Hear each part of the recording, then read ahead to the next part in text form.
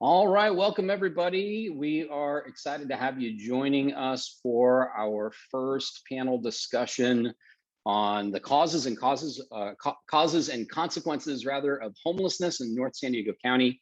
I'm Reverend Jason Coker. I'm the pastor at the Oceanside Sanctuary up here in Oceanside, California, and our Justice Works team has put together a panel discussion of guests who all have different kinds of experience with folks who are unhoused in our communities. And we wanted to take this opportunity to bring together some of these folks so that we could really begin to unpack and understand what is going on around this particular ongoing problem in our communities and help figure out how we can really have a positive impact on this. So this is a webinar. We're not only live streaming on Facebook, but it's also a webinar with attendees who are watching, and we want to take questions. So if you are watching here and you have questions that you would like our panelists to address, then I want to just make sure that you know now that you can pop those into the webinar chat or into Facebook, and then we will take those questions as best we can a little bit later and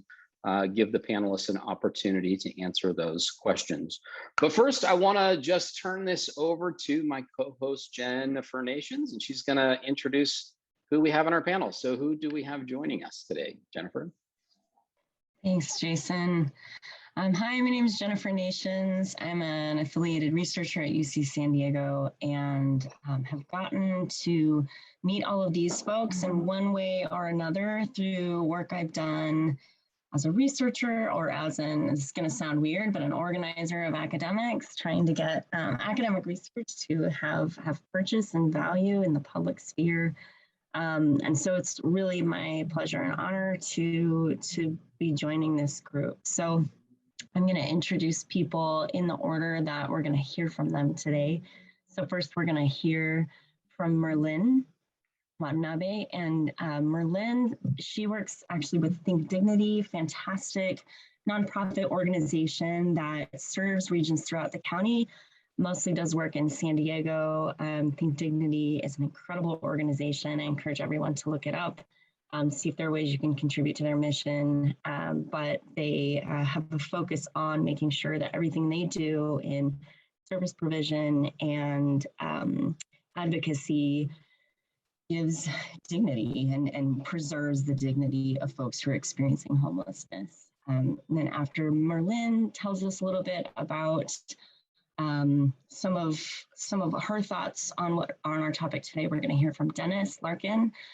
Dennis, another incredible person who had a career, a lot of expertise around addiction and a variety of issues, and then himself experienced homelessness for a period of time and has now been the beneficiary of some of the intervention programs that we have in San Diego County.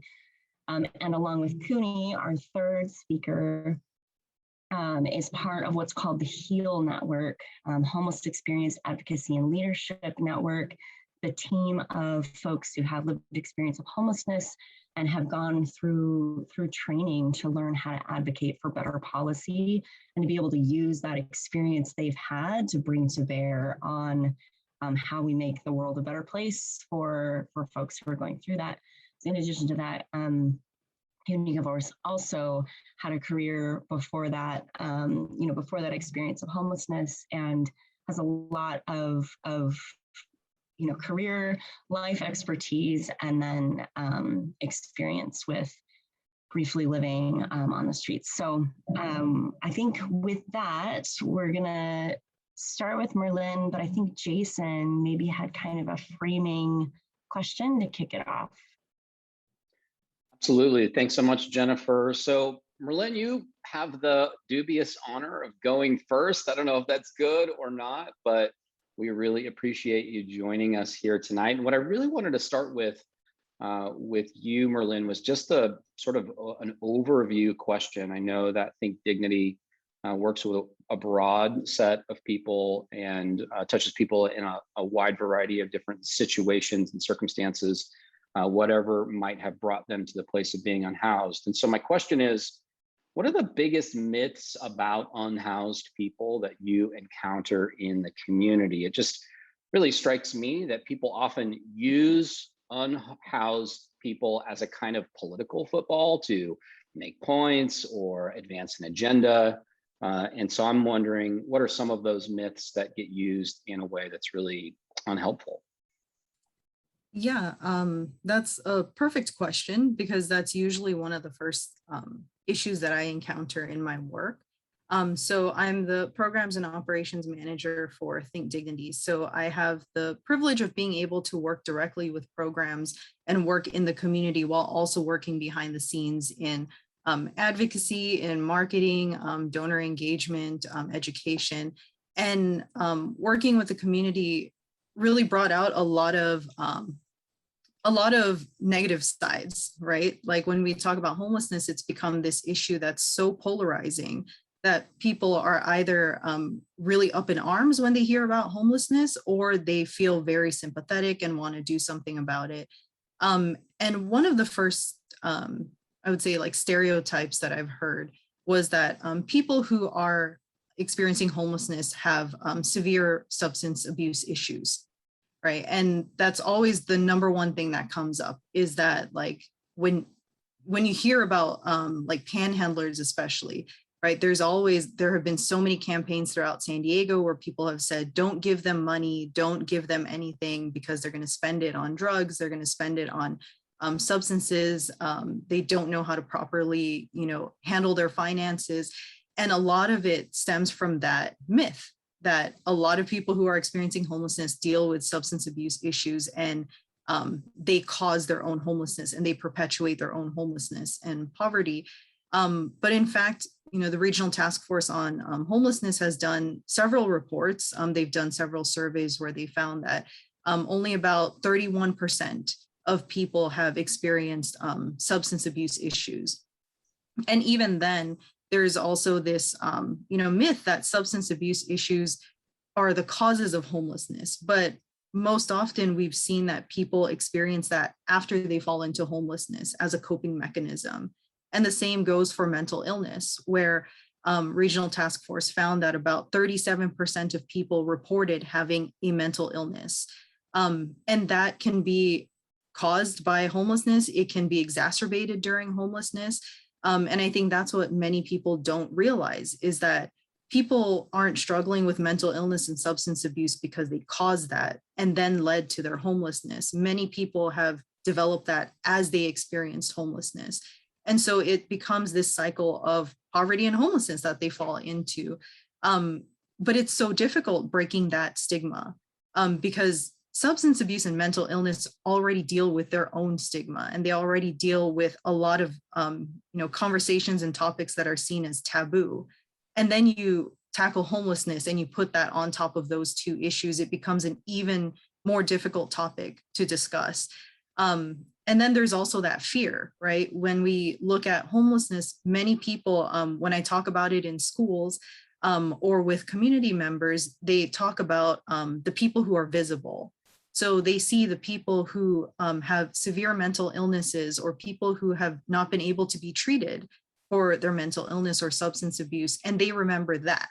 And they think that that represents all of the people who are experiencing homelessness.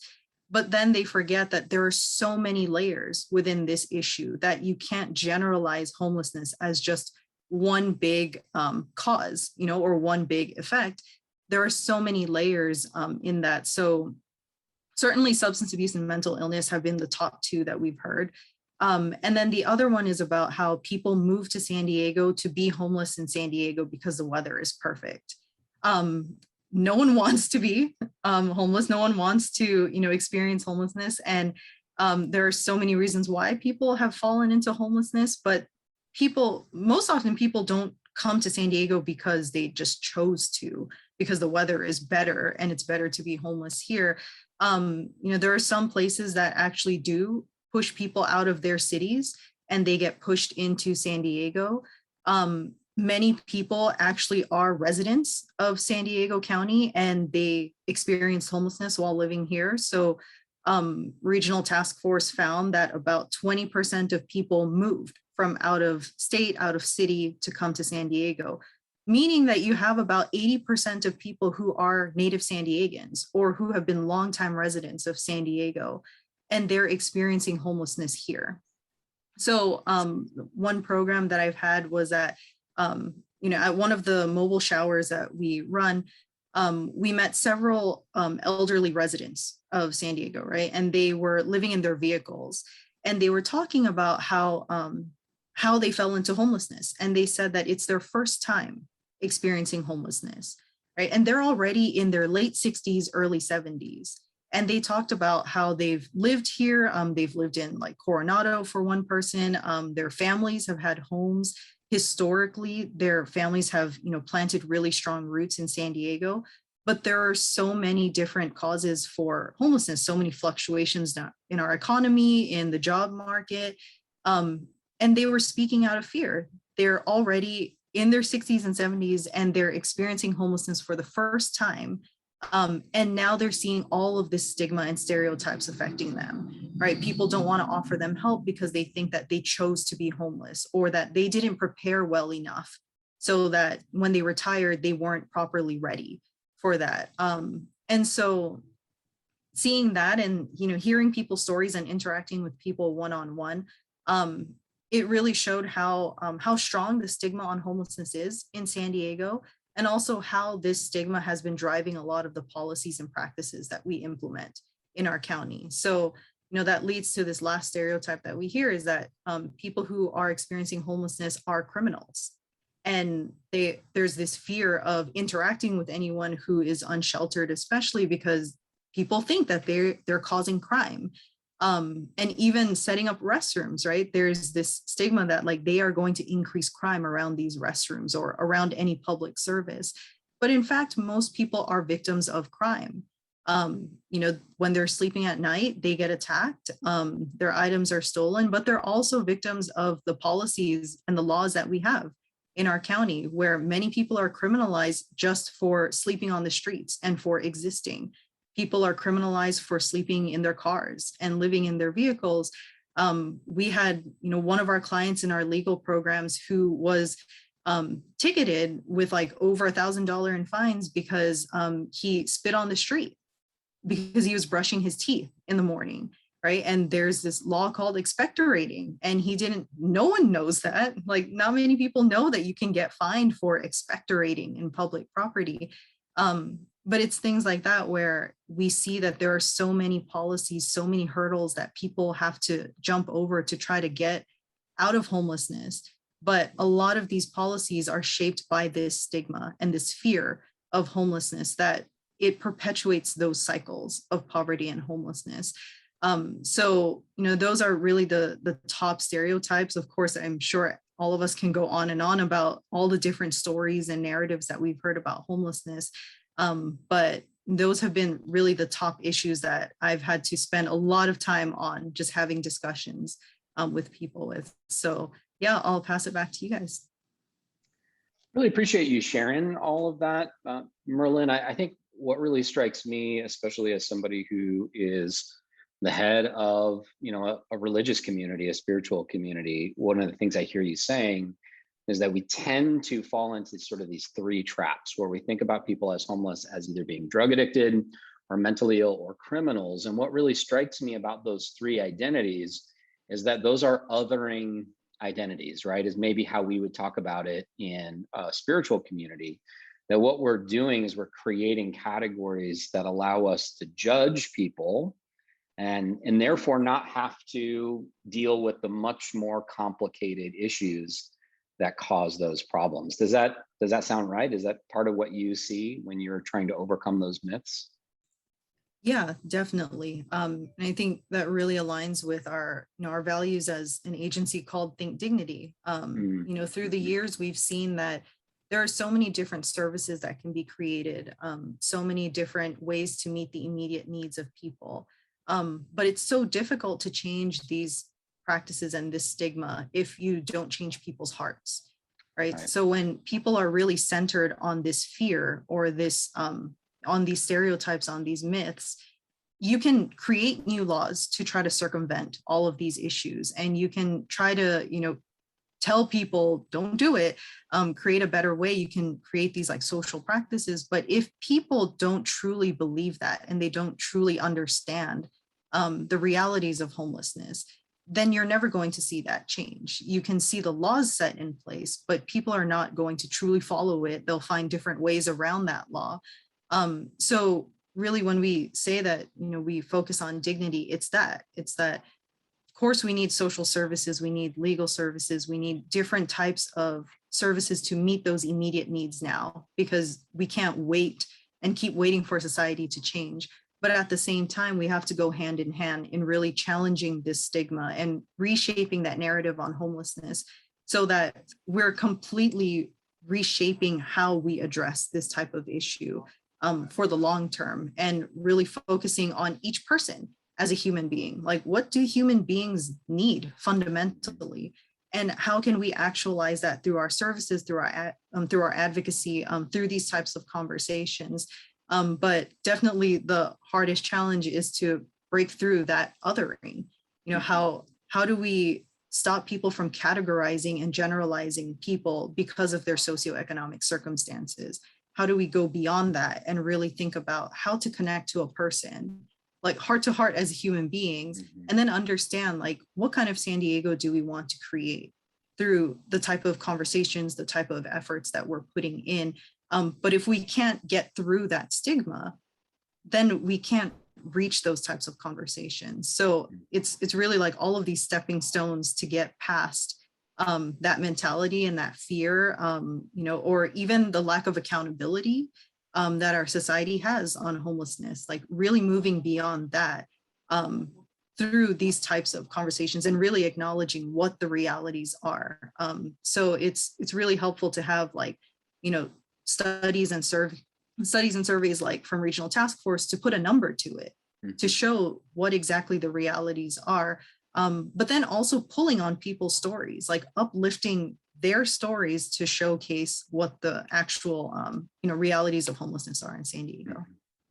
Well, the other thing I really appreciated that you brought up is that by categorizing homeless people as criminals, what we have is a criminal justice system that essentially creates more barriers for people to overcome being unhoused. And so on that note, I'd really like to switch over to our guest, Cooney Stearns, and welcome, Cooney, and thank you for joining us in this conversation. I know that that is a particular topic of interest for you, this whole idea of barriers to being restabilized into housing. And so I'm wondering, could you tell us a little bit about your story, number one, because we know that you have lived experience as a person who's unhoused, and that's critically important to these conversations, but also, how do you see those kinds of barriers keeping people from getting back into a place of stable housing again? First, thank you for having me. It's a pleasure to be here.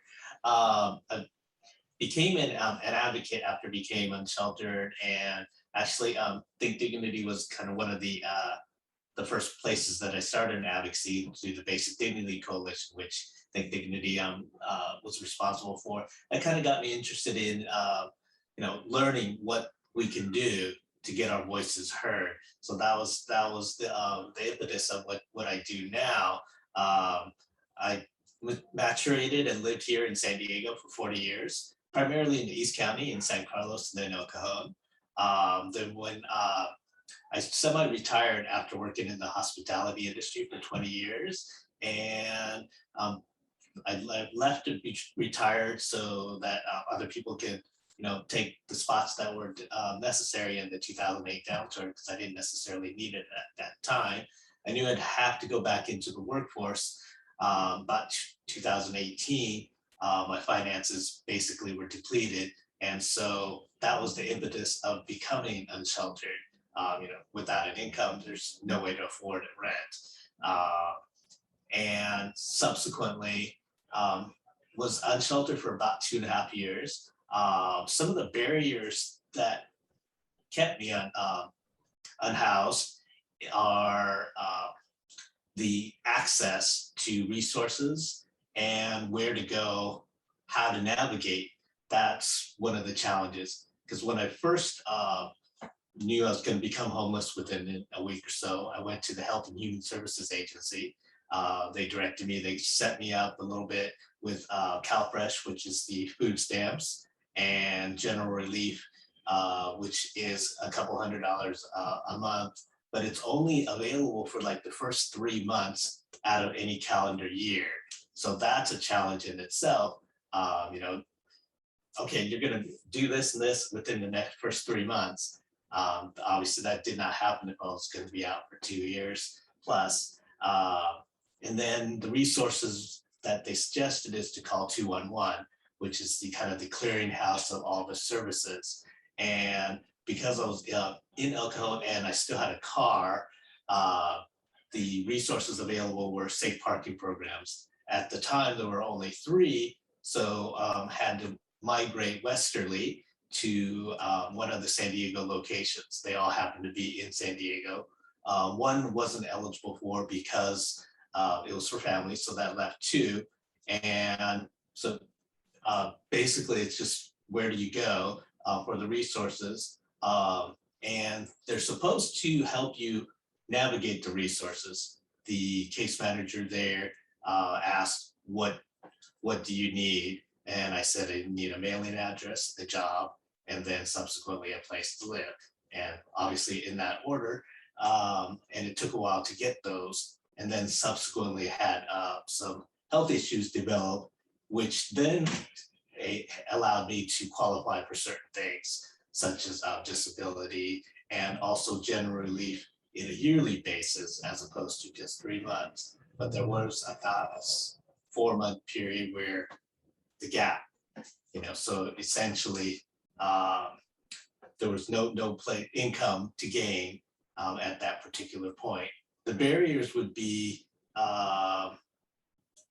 assets, really, financial burdens. The Health and Human Services are able to help with food, even though it was relatively minimal, even though it's now up to $250 a month. But that's for a month, which is essentially $7 to $8 a day for food. That's really challenging. But no one also takes care of the fuel. And if you have a vehicle in your name, then you're not eligible for an MTS pass. So you're kind of penalized for having that vehicle. So one of the things that from the safe parking program, there was another church affiliated that provided gift cards, but it was only at Christmas. So, you know, what does people do at the other 11 months? So those are the kind of logistics that were challenging as a barrier to getting back up on my feet. Sorry, I've only been using Zoom for a year and a half, and all of a sudden I couldn't find the unmute button. So sorry about that. Kuni, I really appreciate you sharing that experience. One of the things that really struck me about you discussing the barriers you faced is that because you were initially not in certain hardship categories, you had less access to some of the resources you need. At least that's one of the things I heard. It wasn't until you were really struggling with your health that you were able to qualify for certain kinds of assistance. And this is something that I've heard a lot before. You know, Merlin mentioned earlier, there's this myth around, you know, all homeless people are drug addicts, but she shared that only 31% of people who are unhoused, unsheltered are addicted to drugs. But the truth is if you have an addiction, then it's a bit easier for you to get into certain programs. Whereas if you don't, there aren't a lot of resources available for people who don't fall into those kinds of categories of extra hardship. And so I really appreciate that you shared that you could have maybe been helped earlier if more resources had been available to you. And also not just more, but where to find the resources that you may be eligible for. You know, once I obtain some assistance, there's also things that are geared to certain sectors, but not to others. For example, all of the shelters don't consider your vehicle, where to put it, things of that nature. And then once received assistance or guidance from navigation and case management, the places that were available, like SROs, which Dr. Nations would be quite familiar with.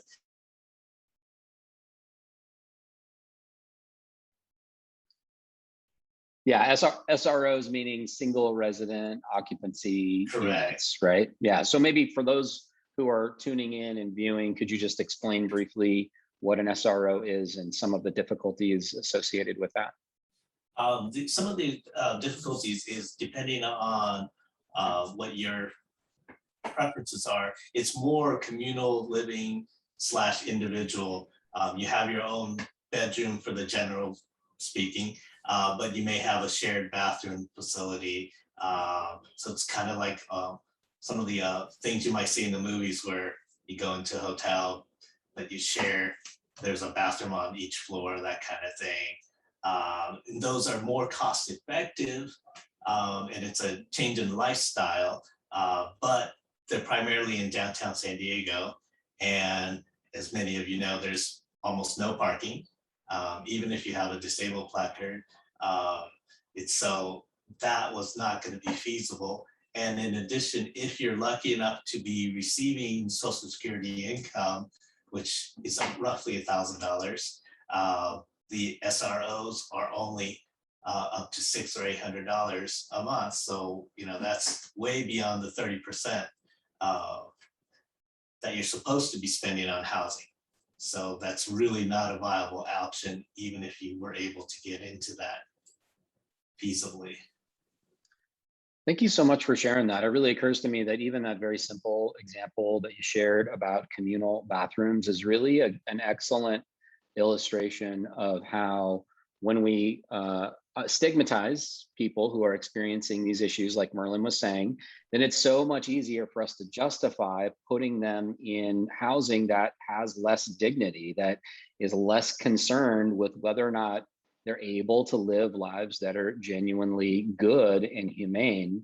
And that really leads me to our next panelist, Dennis. I know that, Dennis, you have your own story, and I want to give you the opportunity to share a little bit about your experiences as well.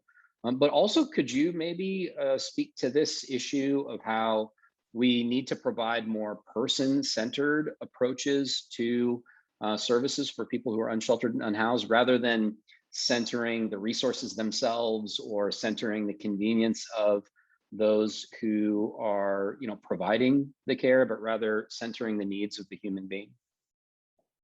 Absolutely. And I'd like to thank the group for extending their Hand Heal Network, president of Experienced Homelessness, to have us here. It's pretty much of an honor. It's a lot of an honor. One of the things that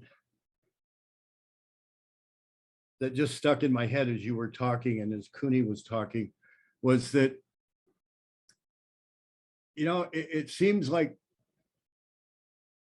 there's people who want to have trophies that are in the field of taking care of and developing the new lives of a homeless person, for going from -10, with 0 being like parity, to -5. And that's where a lot of it has stopped. You know, they stand around and say, we've improved it. Look what we've done. We got you off the street and into an SRO. And we're done. That's cool. Look at us, you know? And that's, you know, that little thing right there is a big part of what is going wrong. You know, it's not little improvements that are needed. It's big improvements. It's big changes. Homelessness itself is, at the bottom line, at the root, an economic problem. The people that are homeless don't have enough money to be able to do what they need to do in our society, whatever that is. As Marilyn was sharing, there was something that came up that last night I was in a conversation. HEAL is doing a survey of willing homeless people about the services that they are getting and how much help they're getting and what could be different from their standpoint, which is really pretty cool. But I was talking with the person and she told me that, I said, what are you running into as far as education level? You know, are these, what is it? And she said, Dennis, I'm so surprised. What I'm seeing, we're going to have it out in our data, but I kind of coerced it from her and said, you know, give me a feel. What is it? And she said, I would say 25 to 35 or 25 to 30% of the people that I am talking to in these surveys have some kind of higher education. They've been to college. Okay. So that guy sitting over there, slumped down on the corner and whatever it is that you're walking over, you know, there's a 1 in 4 chance that that guy's gone to college. So how did he get there? You know what? And there's always the big question, you know, what did you do wrong? Well, there's a million different things that I mean, talk to 10 homeless people, you're going to get 10 different reasons why they're homeless. I have spent most of my adult life working with people who, for whatever reason, have been rejected by our society. The drug addicts, the alcoholics, maladjusted, mentally ill, felons, undereducated, etc.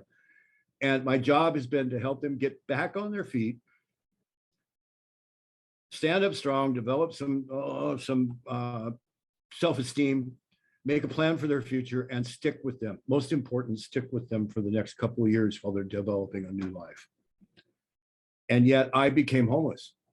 And there's a lot of that story that's in there. I guess I could, it helps to know, okay? My wife passed away and I broke. That's really the easiest way to put it. And that broke me. And for a year or two, for 2 years, I did everything I could to drink myself to death in a foreign country and made some just insanely, incredibly bad decisions while I was over there. I was successful here. I had a couple of houses. And so over in the Caribbean, I think I'm pretty cool, you know? And so I can buy houses over there because I know real estate. Well, you don't do real estate in a foreign country on the same rules that you do it in this state. So I lost it. I lost it all. But I didn't care because I was on a suicide mission. There was nothing that that I wanted to be in this world for anymore. Now you got to remember, my life has been helping other people get their lives back together. And there I am doing exactly what it is that got somebody into my program. And I didn't die. I'm chicken, I guess. And I finally came back home. I called somebody here. And such an incredible, a couple of things. One, Marilyn said that guy, the beggar that you step over, is not necessarily a substance abuse person. Well, I was that person that judged that person. And yet I was in the field. I would walk by a homeless person and go, dude, you got to get your act together, man. Geez, come on. You know, how'd you get there? I was that person. Okay. And then I became one. The horror of realizing that you are homeless. And now what do? Where do I eat? How do I stay warm? Where do I sleep? And you don't have any of it. I was new here in San Diego. I literally did not know where to go to eat. And I talked to one of them people, okay? I said, where do I eat? And they guided me over. And you know what? They were extremely friendly. They're extremely good to me. Very quickly, I did not feel like I was going to get robbed or beaten or anything. You know, it wasn't like these were my homies and I could lay money down on the street or lay my wallet down or something. No, these people are here in survival mode. But it wasn't the fear that the stigma. It wasn't the fear that was there. And then I got into the system. What happened with me is I was terribly sick and I didn't know it. I had somebody else observe some physical abnormalities, I guess, and said, you better go to the doctor. You have to go to the doctor. You're going to get really sick. I did. I ended up in a program that also helped me get housing. And once again, like Cooney, I had to be sick before I got the attention that I needed, you know. I was very fortunate. After that initial contact, I had been on the streets here for about 6 months, and it was another 6 months over at Father Joe's and in between stuff. So I was extremely fortunate with it. But what I experienced through the system, and that's really the only way I could describe it. It's the system is broken so bad. People want to do good, but an easy way to put it is I'm sitting in front of somebody with a computer that is checking me in, okay? And she's going through and asking me all the right questions. They're all there. But I can see very quickly that there's no personal anything. Her job is to check all those boxes on that computer and then package me up in a little box and run me down the Amazon line, you know? And she has to do so many of those a day. And if I were to ask her about, what about me? What about, there's things I need. I was never asked ever, what do you need? They know what we need because these are the problems that we've presented. But a lot of times the questions aren't asked about, you know, what I needed at the time that I was sitting in front of that computer was a blanket, a pair of tennis shoes. Nobody asked. Nobody asked. You hear and come back tomorrow for this thing. That is, okay, now the system perpetuates itself. And I hope I'm not doing this too technical or confusing. That person has that job and they do that job very well so that they can feed their family. And if they do it really well, they get promoted and get to supervise other people that are doing that kind of a job so that they can feed their family. The money to feed their family comes from the government. And it dictates what questions it is that they ask. So the assessment right in the very beginning is wrong. And that's one of the things that as far as person-centered stuff goes, that I harp on all of the time. The assessment needs to be much deeper. Who is this person sitting in front of you? What did they do before? What do they think that they need? You know, if you have somebody that is able to do something, let them help you help them. And the system isn't built that way. It's built to, you just chug along for 6 months until you get housing. Person-centered would be completely different. You have somebody who is sitting down there, same computer, but there's a little statement that goes with it. Okay, it's very simple as far as I'm interested in you, okay? The other person I was describing in the system would tell you that I can't be interested in you. I don't have time. I have to do 42 of these every day. And if I don't do those, I get in trouble. That's the system, okay? A person-centered system is slower. It's allowed to take a little bit more time, actually a lot more time if they want. And your counselor at the computer would, how do I phrase it right? You've got some problems, and those problems that you have, I am here to help you solve them. And in helping you solve them, I don't know what all of the problems are, but I've got a big old chest of tools. I've got really good education in this, and I have the ability to help you. But what I need from you is, what do you need? Because until you get the client interested in helping themselves, this is what you need, let me help you with that. The other 70 or 80% of the stuff that you have your hands on, education and resources and everything, they're really not going to do much good for that person. Get them the tennis shoes, get them the blanket, get some trust established, and then go into that thing that you went to school for so long, that you studied so hard for, because you know what, that's when it's really rewarding. And that's it's taking an interest in the person. It's the difference between sitting and listening to somebody and going, wow, that's a heck of a story. You know, I feel for you, man.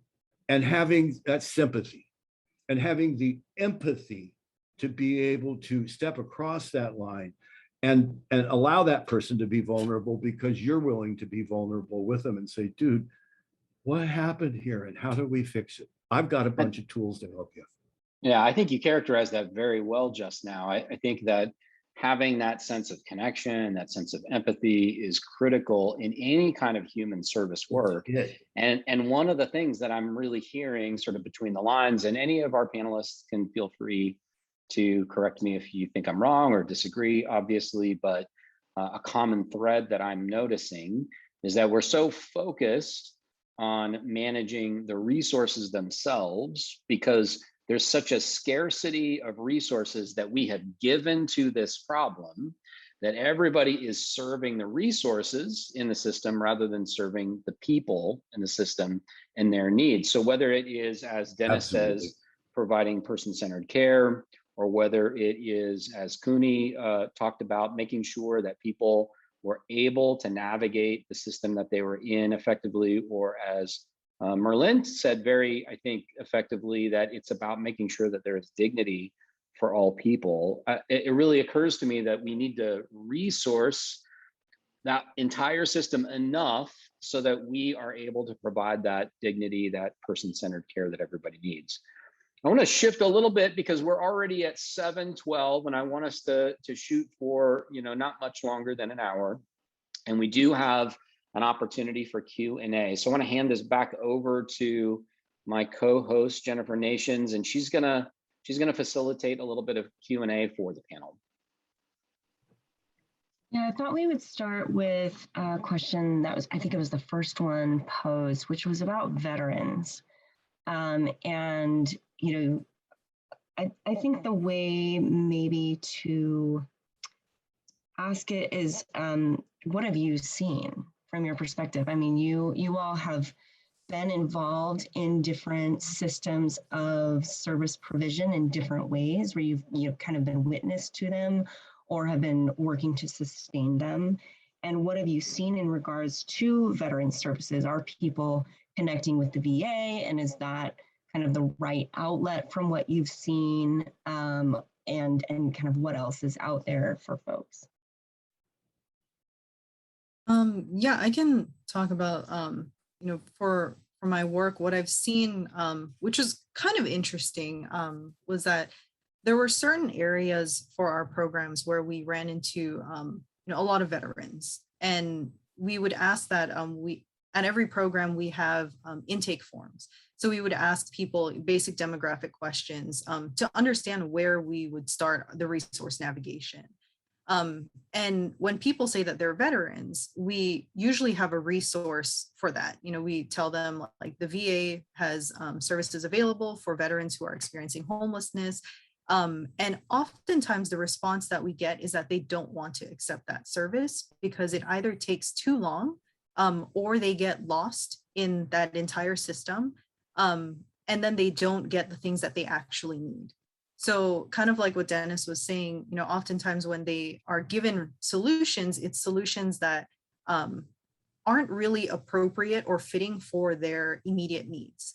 So maybe they don't want to get housing because they already built a community with the people who have experienced homelessness with them, and they find safety in there. That's how they can cope with any type of trauma, especially PTSD, with the community that they've established. And then they'll get housing and it's so far from the people that they're connected with. And they don't want that because you can't, you can get housing, but how can you properly cope with everything that you've been dealing with? Or sometimes they need mental health services and that's not readily available. And they end up waiting for so long to get those. So we've worked with the VA where they've had representatives who have come out to try to do more personalized services. And I think they're starting to recognize that they need to do more of that, where they need to have people on site actually helping them, like really connecting to each person one-on-one. But again, we don't have a system that can properly facilitate that.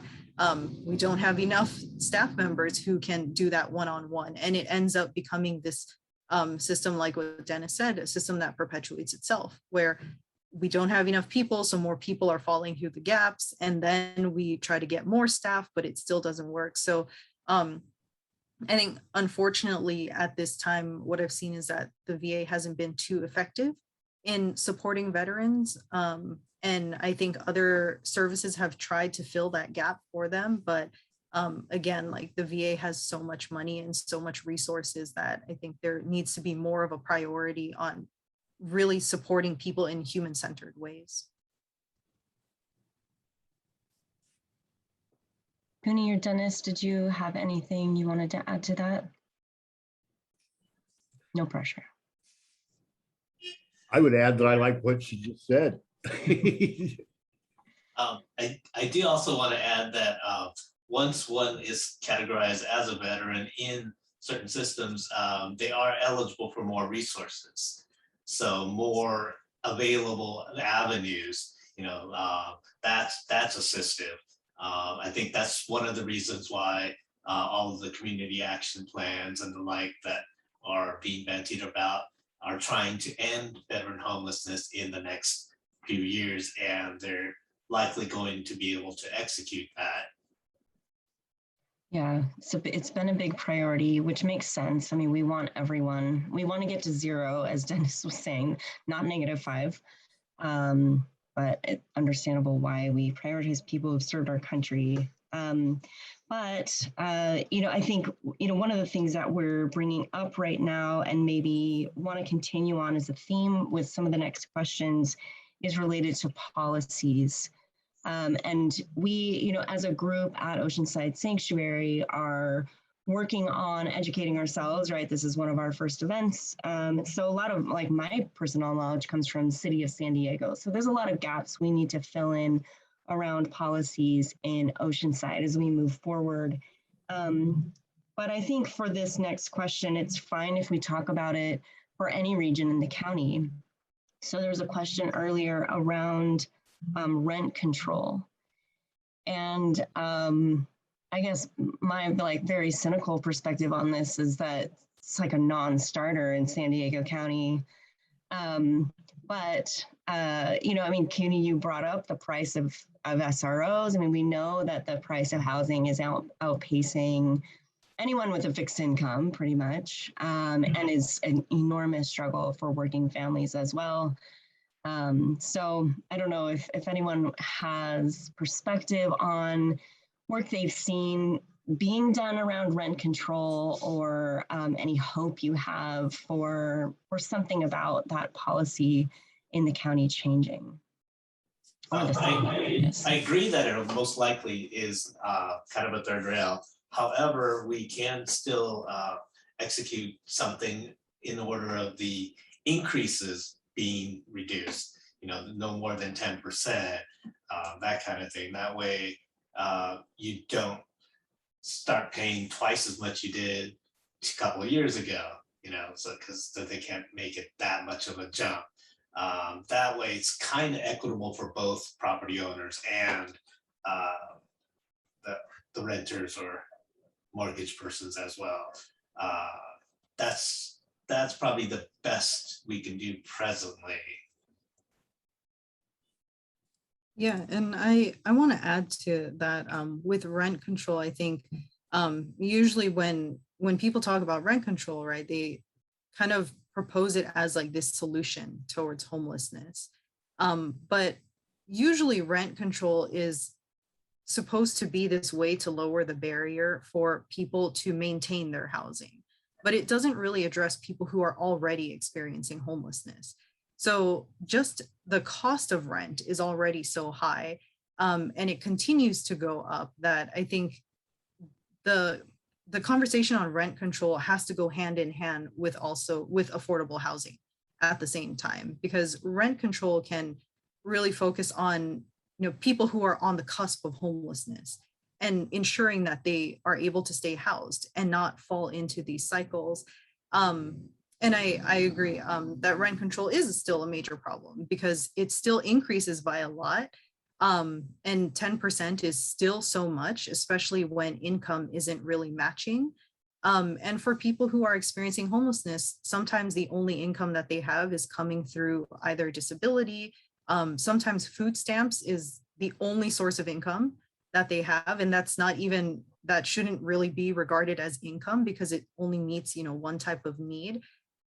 So really it has to go hand in hand, rent control and affordable housing, and really looking at how we can ensure that people who are unsheltered have more access to housing that's adequate for them and for their needs. And then also ensuring that once people get into housing, they're not going to fall back out because of the increase in rent or, a really poor rent control system that we have.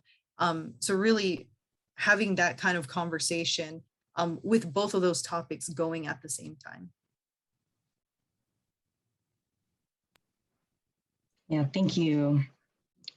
Dennis, did you? Yeah.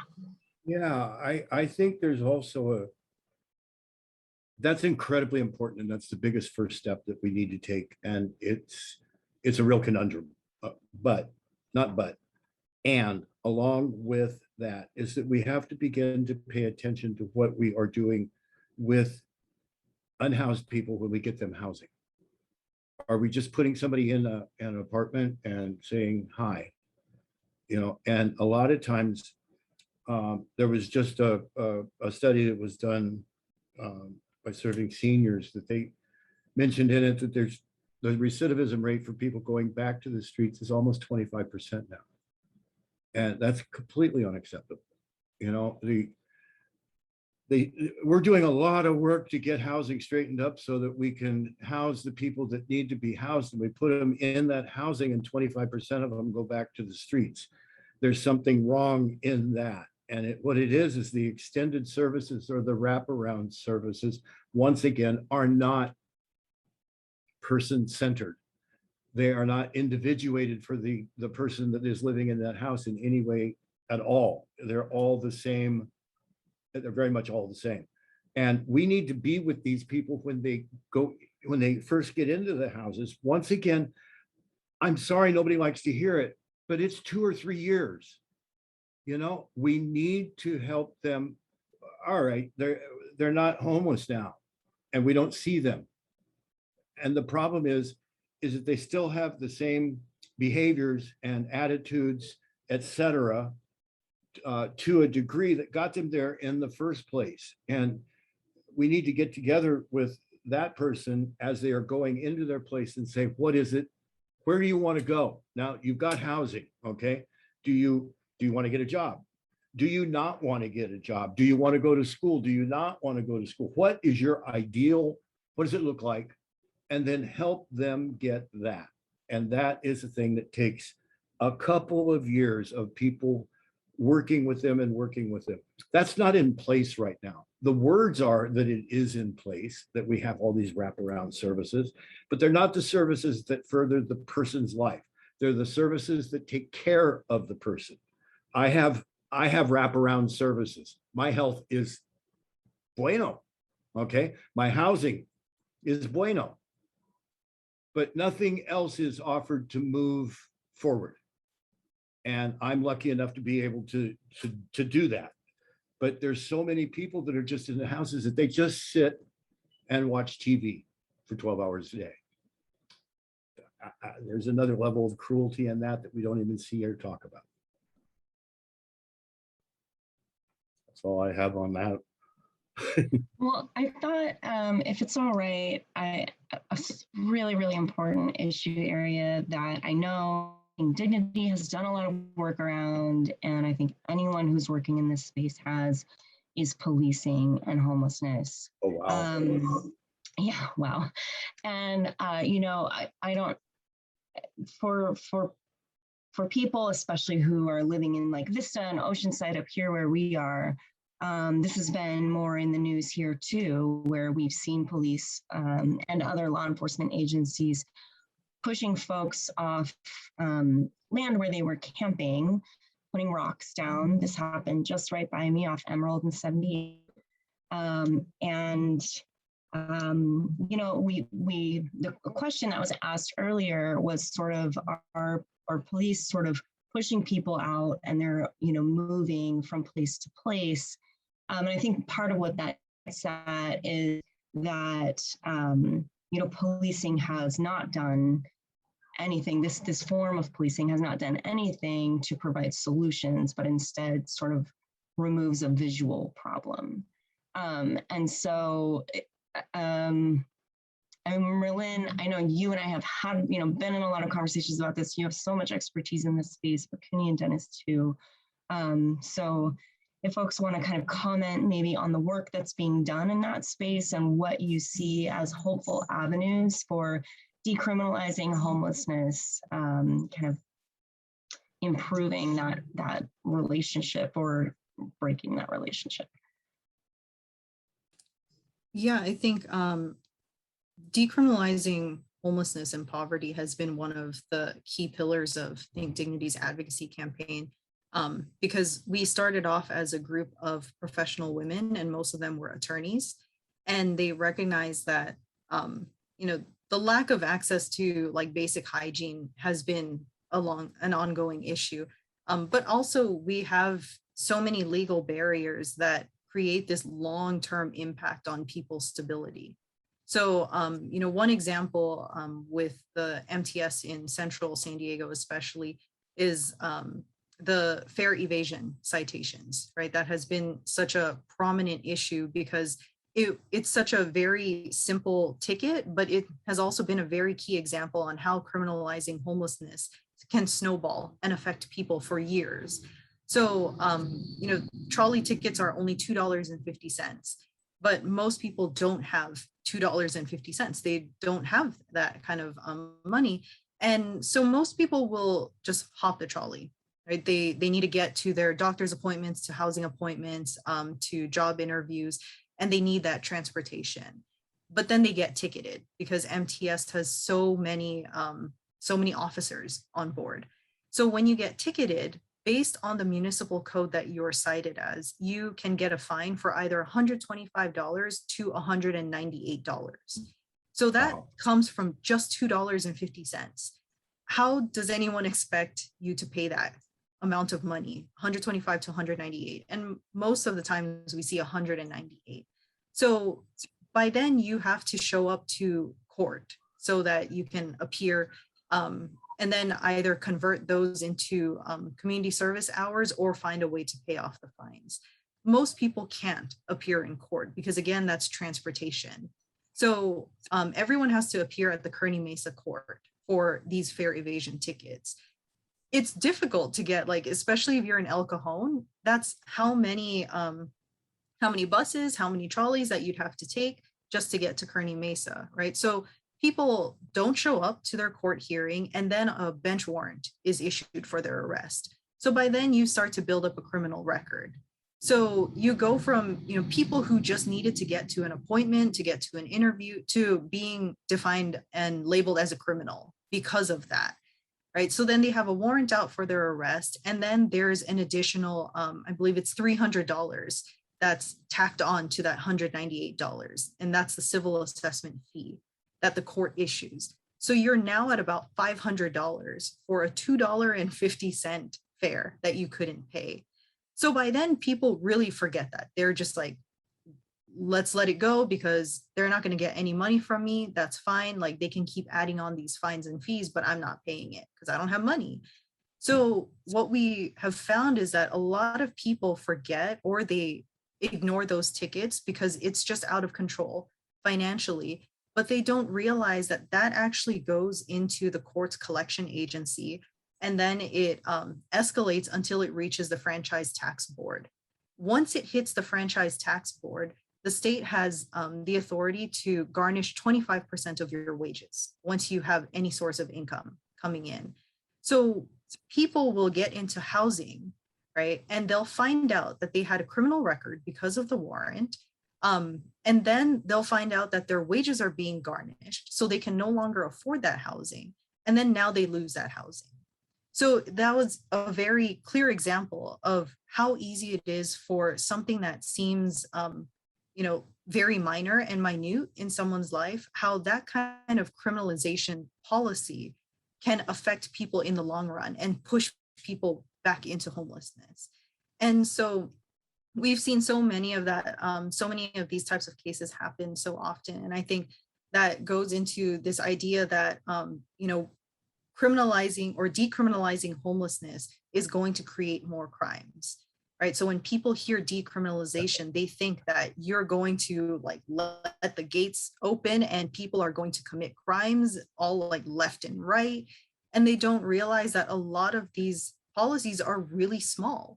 So living in your vehicle habitation in Oceanside, I think just last month or 2 months ago, now it's illegal to it's illegal to park oversized vehicles in public property, right? It was already illegal to live in your vehicles, but now you need to have a permit and you have to pay, I believe it's $5 per night, but you can only purchase 6 permits in 1 month, or you have to pay $150 for the entire year.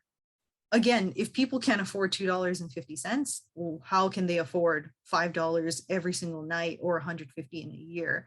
And so there are so many of these types of policies and laws that are set in place, and people build up a criminal record because of that, because they can't abide by these laws that criminalize them for existing. And how can any human being do that? How can they exist and then try to be a law-abiding citizen if the system is built to go against them? So in that case, like, then we start seeing that stigma start to play in, right? So now these people are labeled as criminals. And then you have this societal stigma coming in where you see law enforcement interact with them aggressively. I did a research project with the USD, and we interviewed people, we did surveys, we looked up the citations that were issued in San Diego, and we heard so many cases of people being met with aggression, being met with law enforcement who were not specialized in mental health or in substance abuse. And I think we start to forget that. We forget about all these needs that people have, and we instead start to focus on this idea of like decriminalizing being equal to an increase in crime. So I think there's so much, decriminalization, that's a big conversation that needs to happen. And it affects everything. Like I talked about transportation, but also accessing bathrooms, right? That's been an issue. It's been in the news. People have seen that clearly, and it's also been affecting the public health crises that we've seen in San Diego. We're now going through our 3rd public health crisis. And there's so much happening in the way that it affects people. I think society, sometimes it's difficult to understand that criminalizing poverty and homelessness is not effective, and it just perpetuates these cycles. But there's so much conversations that need to happen for people to really understand that we're not, it's not like this lack of accountability. Instead, decriminalizing homelessness and poverty actually holds more systems accountable for this issue, right? So instead of relying on just one entity to focus on enforcing laws, why don't we hire specialists? Why don't we hire professionals who can provide these humanistic solutions so that people can actually really transition out of homelessness? And why don't we start looking at different types of ways that we can uplift people? And instead of creating these laws and policies to lock them into place, why don't we reimagine like what ending homelessness can look like in San Diego? So I think, it's such a really deep topic, but it's so important because of how much of an impact it has had, not just in the city of San Diego, but obviously it's, really spreading all throughout the county as well. Really appreciate you bringing up there at the end, Merlin, just like sort of the big idea of ending homelessness in San Diego. It feels like one of the things that's happened in the United States over the past, I don't know, maybe 8 to 10 years is that we've moved away from the aspirational conversation as a country about ending homelessness. Like ending veterans homelessness was a big goal for the VA for a long period of time. And they actually made a lot of progress in that. But now it seems like the conversation really has shifted towards, rent control, affordable housing, sort of these sort of more micro issues related to homelessness. And that's all, of course, very important. We've talked about all that today. In our last 10 minutes, though, I want to ask a kind of bigger picture question. And it's related to this idea of maybe being more aspirational about this problem. And that is a question related to permanent supportive housing.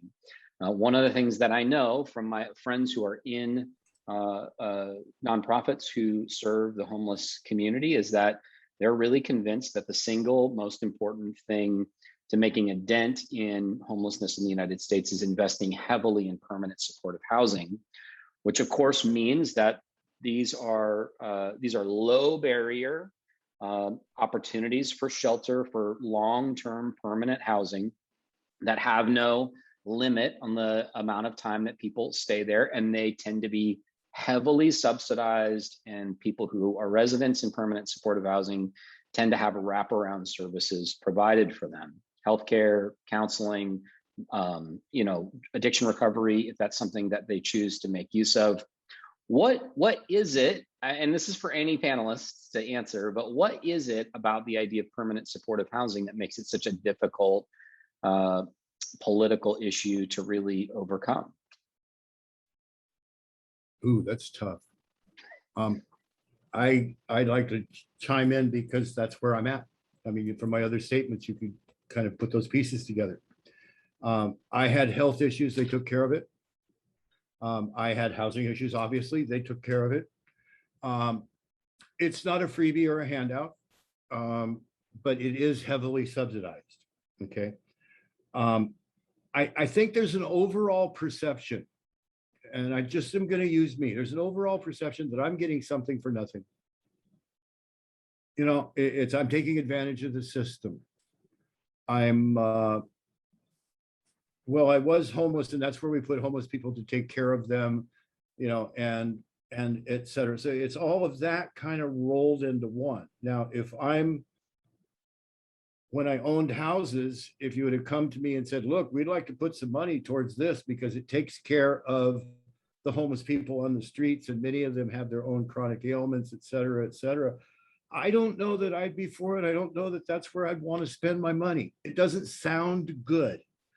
Now, the problem with it is that this is PR work I'm talking about. The public perception needs to change. That this, and I can tell you from being in it, this is one of the answers. It absolutely is one of the answers. You have a group of services that are all, what they are asking, what do you need? And it's developed really well in San Diego. 4 years ago, it was just trying to figure out how to do it, okay? But now, over the last few years, they're absolutely excellent. And it is such, when we talk about it, we call it low-hanging fruit. It's such an obvious direction to go. So I can say, from one, as being a homeowner before, I don't know if I like the sound of that. I can say, from being somebody that's involved in it, it's absolutely an answer. So the way I see it is, it definitely is. It's a campaign, a PR campaign that needs to change the public perception that this is a good thing, you guys. This one works, okay? While I'm there, and something that Marilyn said just really jogged me. We're talking to the greater Oceanside area, and Oceanside is trying to figure out what to do about all of this. Well, we got San Diego County, we got that problem and everything, but why not have some group in Oceanside build a program, a dream program, one that works. Take all the things that we're talking about, figure out how to put it together, and maybe do it a little aside from where the government stuff is. Get what you can get from the government, but do it a little bit aside, and try some of these things out that we've been talking about, and show that they work. And doing that, one, you get the benefit of having something that works. Two, you get the benefit of showing somebody that, wait a minute, maybe we've been looking at this wrong. Maybe this person-centered stuff is the way to go, And it would be really neat to see a small city, well, not particularly a small city, but see a small city pick something up like this and say, you know what, that's where we're going. We're going to do this thing right. Because there's parts that they're doing wrong we don't like. We're going to do it right. Yeah. I just think it's so incredibly valuable to have somebody who can speak from personal experience in this regard. So thank you so much for that, Dennis. Anybody else want to take a crack at this question? Like, what is, and I think Dennis actually answered it very well, but I want to give everybody an opportunity to maybe add their 2 cents. One of the benefits of a permanent supportive housing project is the wraparound services. You can have, 1 or 2 caseworkers and health workers that can be there in an incident or help people along with mental health issues. it's a lot easier than having people desperate, dispersed. One of the successes that I would say from the San Diego Convention Center during Operation Shelter the Homeless, the services were there from everyone from the county to nurses to librarians. So all of those services help, and in one location, everyone had access to that.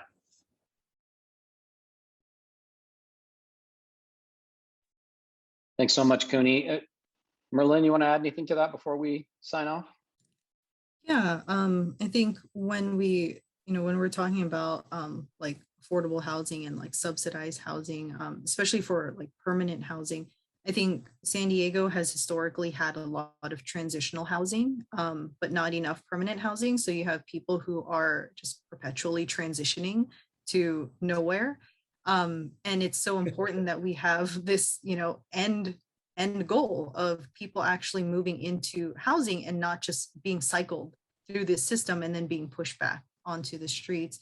And I think there's also this, like what Dennis was saying, he said it so perfectly, is that when people look at subsidized housing and they look at permanent housing, immediately it becomes a turnoff because it looks like a freebie or a handout, right? And people are like, well, I worked my hardest to get to my home and I earned my apartment, my house, whatever it is. Why do these people get free housing just because, they're poor?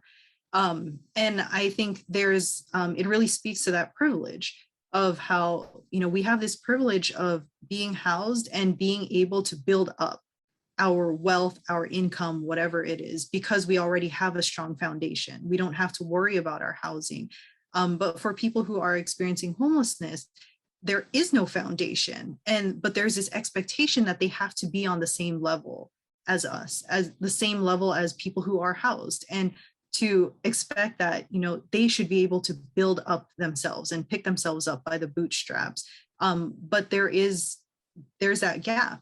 And so every time, we talk about housing, we also talk about this equitable access to housing, because we need to recognize that people are at different levels. Even when they're experiencing homelessness, people are at different levels on how they can access and maintain housing.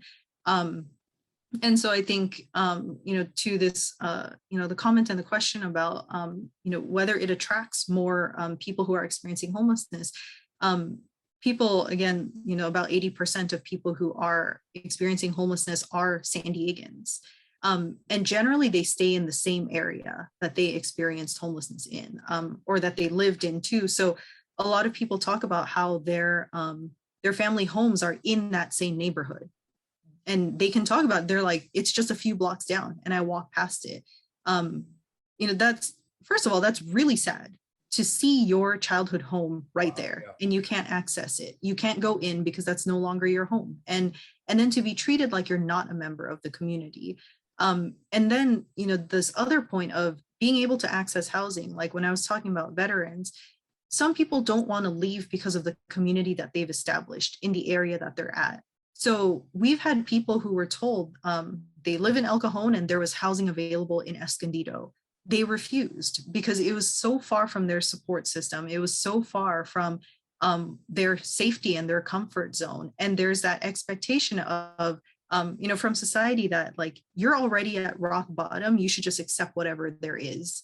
But again, dignity is a very complicated concept, because dignity means being able to accept people and being able to accept their good and bad, but also understanding how we can create solutions that really fit their needs. And sometimes it's not what we agree with. It's not what we want because we think that we can make a better choice. But again, recognizing the privilege and the gaps in our system, and really understanding how to actualize dignity when we talk about housing. So really, when we're thinking about reimagining housing for the future, San Diego and Houston started at the same place with the housing first model, and they both had this idea of how to implement housing first and reduce homelessness. Houston has been very successful because they centered their entire system on housing. So all of the funding that came in was geared towards agencies who would allocate their services to get people into housing. Even mental health services, like how can we really get people into housing and then provide wraparound services. So they were able to reduce homelessness by half.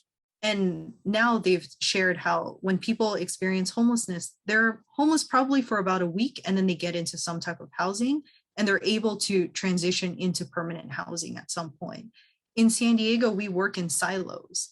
So we have some agencies who think they do a better job.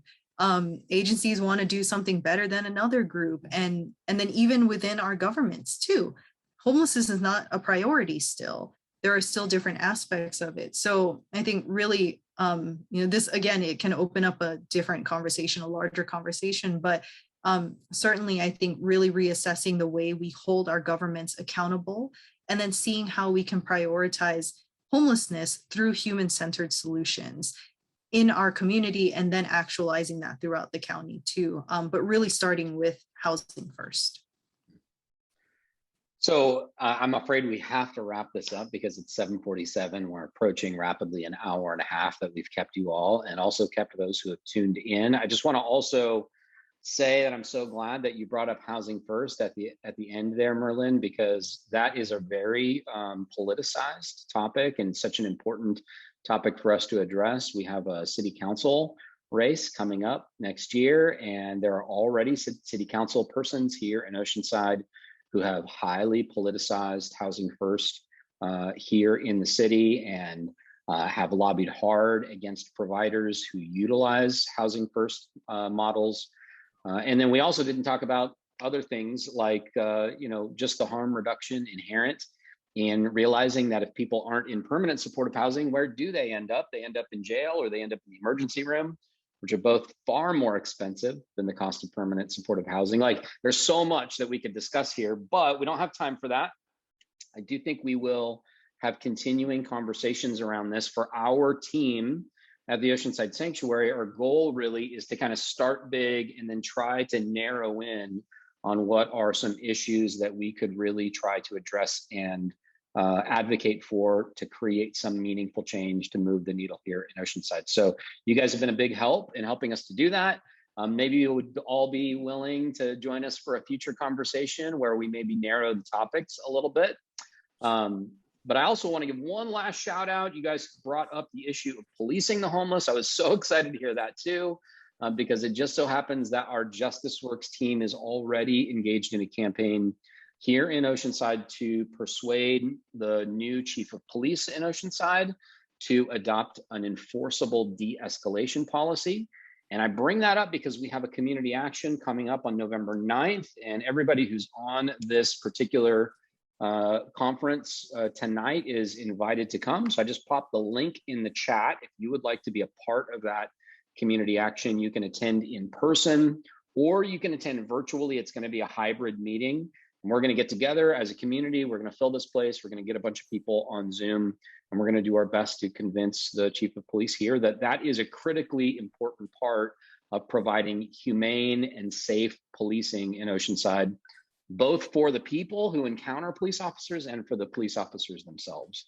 So you guys are all invited to that. That's my little shout out for our next event. But I want to take a moment here just to thank everybody who came tonight. Merlin Watanabe, thank you so much from Think Dignity. We so appreciate your expertise and your time on a Tuesday night. I'm sure you have other things going on in your life. Dennis Larkin from the HEAL Network, thank you so much for sharing your personal story and your insight. It's really compelling to hear from people who have been on both sides of this issue and are really willing to speak transparently about it. And then Cooney Stearns, a pleasure having you with us tonight as well. And I so appreciate your background. Makes me feel like we are, going somewhere exciting as we have this conversation together. Thank you for sharing your personal experiences and your insight on the barriers that people experience who are unsheltered and unhoused. I think that's all we have. Jen, thanks so much for helping me. Do you have any final thoughts or comments to add before we close it up? No, just that same gratitude. And it's always so humbling when people will take the time to bring us all along, bring us up to speed. Yeah. Thanks so much, everybody. And hopefully we'll see you for another one of these conversations in the future. Take care.